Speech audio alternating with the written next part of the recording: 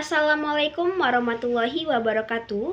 Kembali lagi dalam mata kuliah Metodologi Penelitian Pendidikan dengan dosen pengampu Ibu Profesor Dr. Hajah Hasna Faiza. Baiklah, di sini sebelum melanjutkan pembahasan materi, izinkan saya untuk memperkenalkan anggota dari kelompok 6.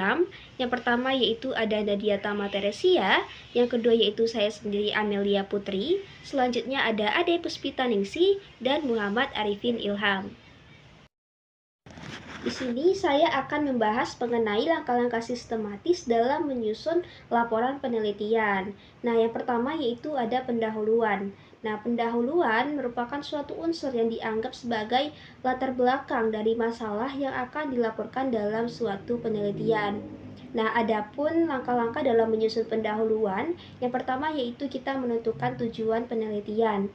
Nah, yang kedua yaitu menentukan alasan mengapa laporan itu ditulis. Yang ketiga, menentukan dan juga mencari masalah yang ingin diteliti.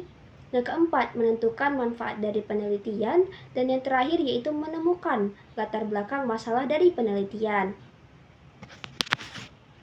Yang kedua itu metodologi penelitian ini merupakan bagian yang terpenting dari protokol, mencakup informasi tentang desain penelitian, sampel, pengumpulan data, intervensi, prosedur, instrumen, observasi, dan proses di laboratorium ataupun analisis data dan juga proses standarisasi penelitian.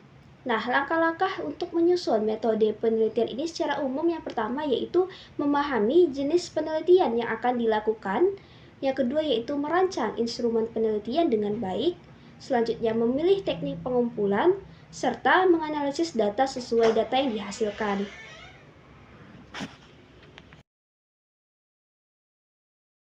Data dalam metodologi penelitian adalah proses mengolah data untuk menghasilkan kesimpulan yang berguna. Analisis data merupakan tahap penting dalam penelitian karena membantu peneliti menjawab pertanyaan, menguji hipotesis, dan menyimpulkan hasil penelitian. Tahapan analisis data meliputi pengumpulan data, penyusunan data, pengolahan data, pengujian hipotesis, sampai pembuatan laporan hasil. Jenis analisis data ada 3. Yang pertama, analisis kualitatif atau berbentuk narasi, kemudian analisis kuantitatif atau berbentuk eksak, angka, kemudian analisis campuran, mixed methods. Selanjutnya adalah bagian kesimpulan. Kesimpulan dalam metodologi penelitian adalah pernyataan yang merangkum hasil penelitian secara keseluruhan.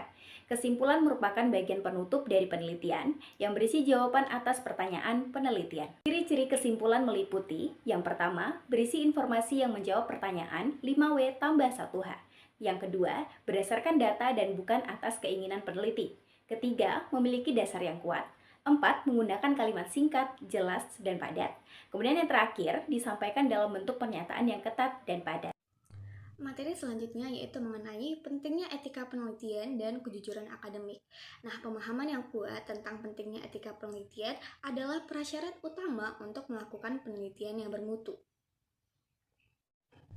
Prinsip-prinsip etika penelitian ini melibatkan yang pertama, keadilan, yang kedua, tidak merugikan subjek penelitian, yang ketiga, menghormati otonomi individu, yang keempat, menghindari manipulasi data atau informasi untuk mencapai hasil yang diinginkan, yang kelima, pentingnya menghindari plagiarisme, dan yang terakhir, mencantumkan sumber dengan benar dalam karya ilmiah mereka.